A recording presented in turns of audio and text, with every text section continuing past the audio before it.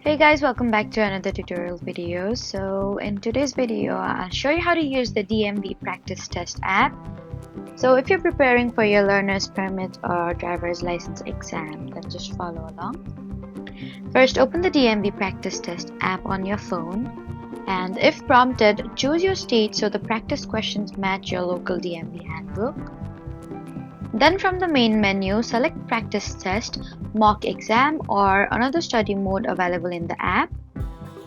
Then answer each question just as you would on the real DMV exam.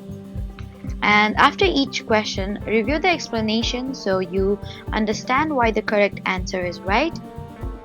Many apps also let you study by topic, save your progress, and retake your questions you previously answered incorrectly.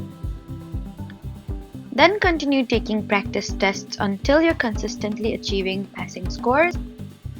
Using the app regularly can help you become more familiar with the format of the actual DMV knowledge test. So that was how to use the DMV Practice Test app. Please don't forget to like, comment, and subscribe for more helpful tutorials. Thank you for watching.